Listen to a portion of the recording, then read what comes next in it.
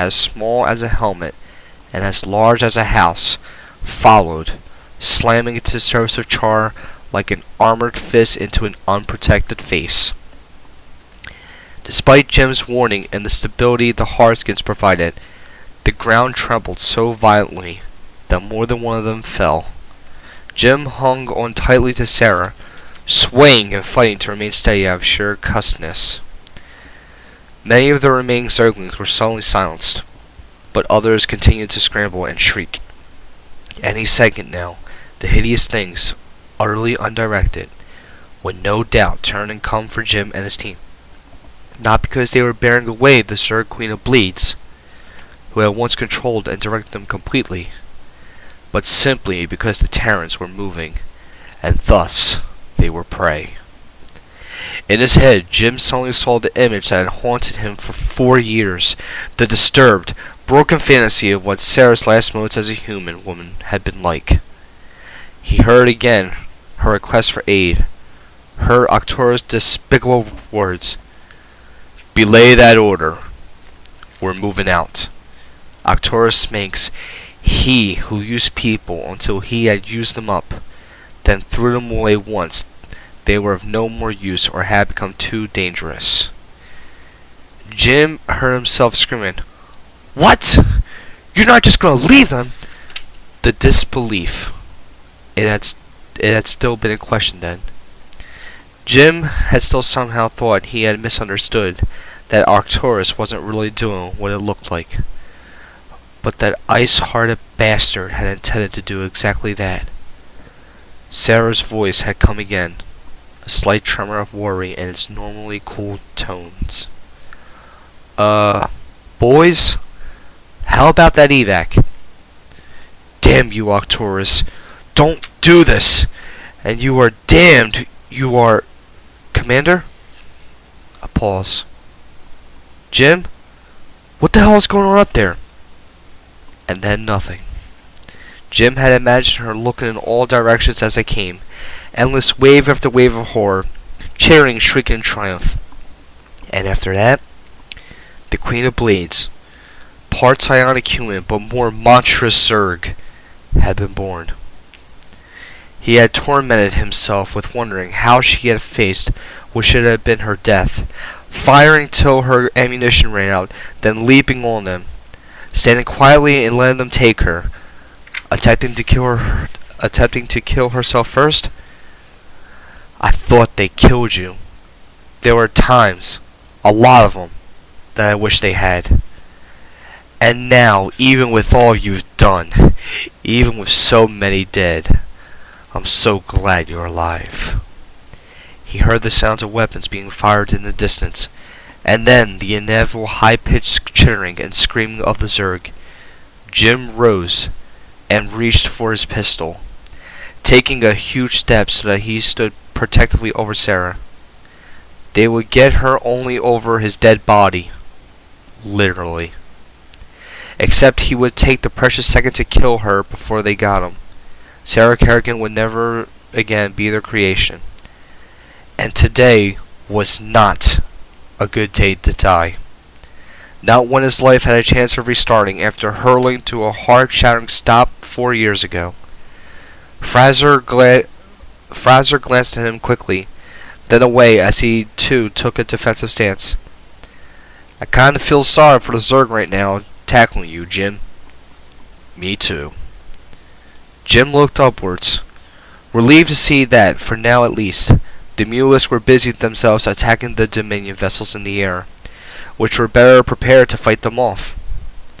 Of more immediate concern to him was the cloud of ashy gray dust stirred up from the enemy's approach. Jim could distinguish the shapes of multi-jawed, scythe-armed monstrosities slithering on their tall torsos. He counted 4 hydralisks. Swallowed by the powdery dust were lumps that had to be several more Zerglings, racing forward like a pack of wild dogs, only infinitely more lethal and terrifying. Jim took aim as the cloud drew closer and ordered, "On my mark, fire!"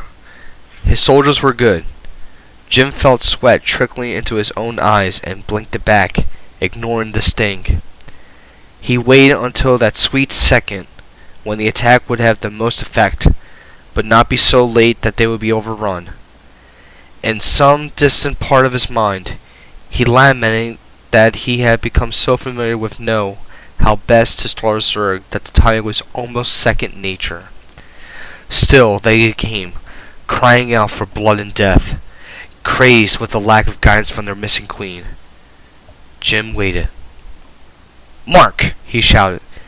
The clacking, gleeful screams of triumph and lust to kill changed abruptly into sharp king sounds as the Zerg were blasted to bloody chunks.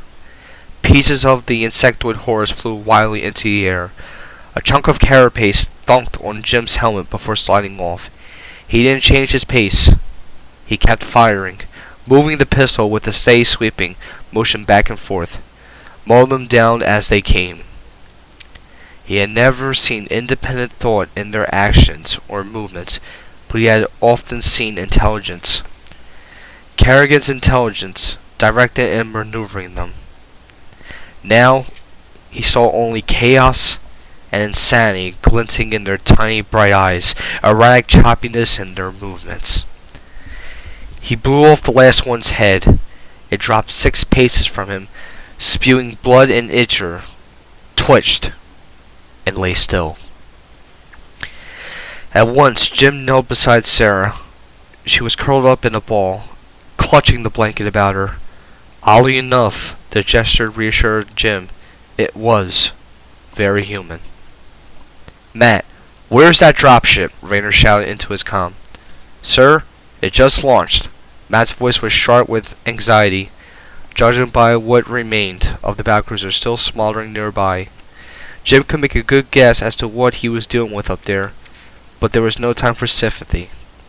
They had to get Sarah aboard, and then they had to get the feck away from this hellhole. "Tell them I'll double their pay if they get here in 5 minutes. "Sir, you haven't paid them in weeks." "Well, if I'm dead by the time they get here, that ain't gonna change now, is it?" Matt's faint chuckle was heartening. "There's truth in that, sir. I'll let them know, but there's no guarantee when they'll get there.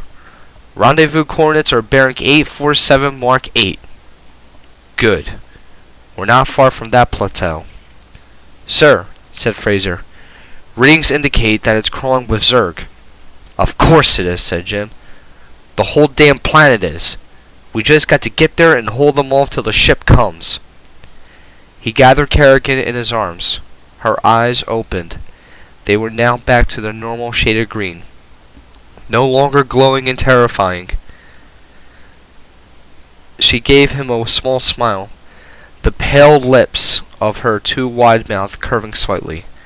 Her hand lifted to touch his chest, then fell back limply as her head rolled and her eyes closed, her body exhausted by that simple effort.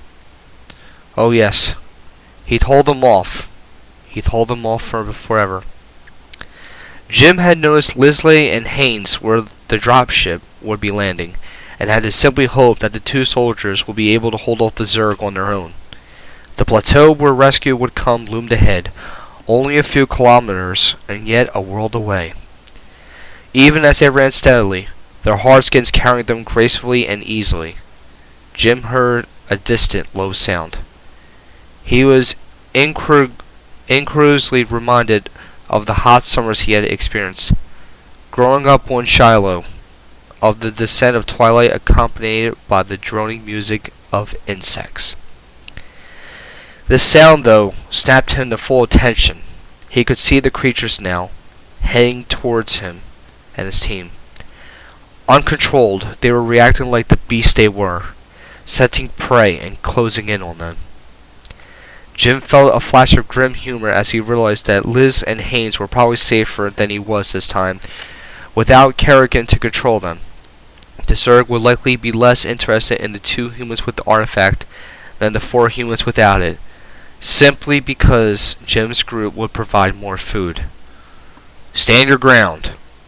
There was a clatter as the soldiers came to a halt, lifted their rifles, and stood ready to attack on his command. Jim could distinguish 3 separate packs. There was no order to them, no uniform numbers or types, no flanking on one side or the other, no strategy at all. There was only hunger. Wait. Fire!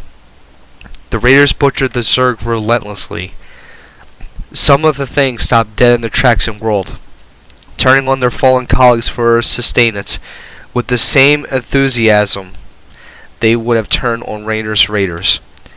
While Jim held Sarah, the others kept firing, dropping more and more of the wretches, and when at last no attacking Zerg remained, only diners and dinners, he gestured to his soldiers to go around the feast.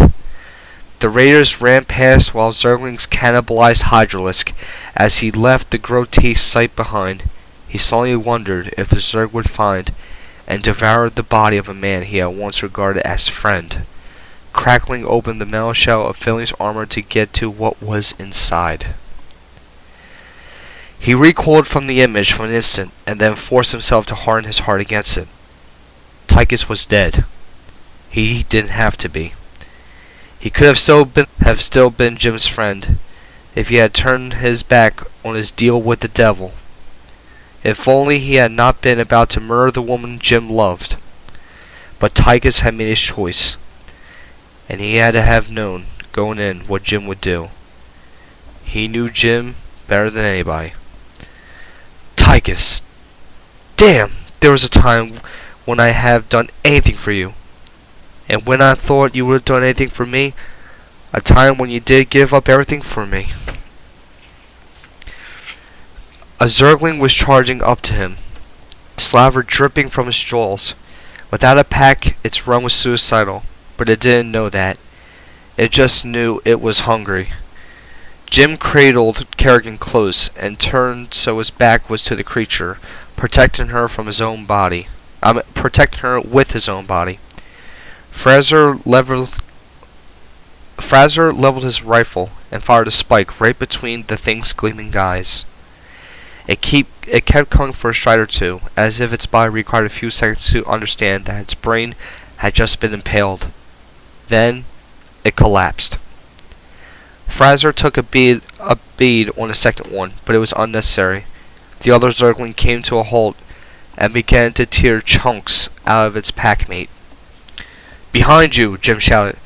Fraser rolled and dropped 2 more. The other Zerglings chattered excitedly at the banquet Jim and his raiders had spread out before them. Jim didn't even bother to wrinkle his nose in disgust. He simply held Kerrigan and started, again, to run straight for the rendezvous point. It would be hypocrisy to condemn the Zerg for turning on their own. They, at least, had excuses.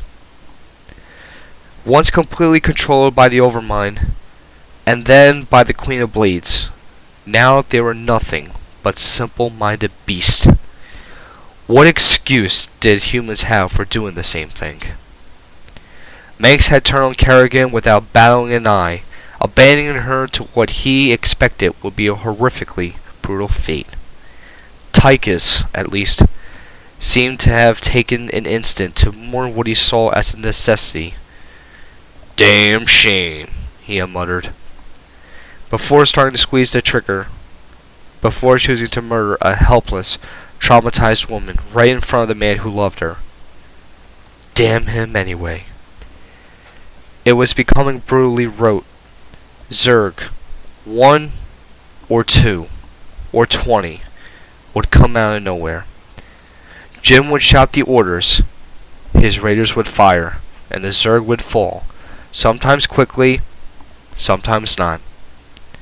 And when enough were dead, as if there were some kind of tipping point unknown to the raiders, the Zerg would stop hunting humans and start eating their own kind. He wondered if his people resented the fact that their leader, who had chosen to put all their lives in jeopardy, stood by, holding Sarah Kerrigan, the former Queen of Blades, the one responsible for the deaths of so many, while they fought to protect them all. Jim realized with a sick sensation that no matter how well you thought you knew someone, you didn't. You couldn't. Only the Protoss could know someone through and through. By linking their minds and essences in the great psychic meaning space they called the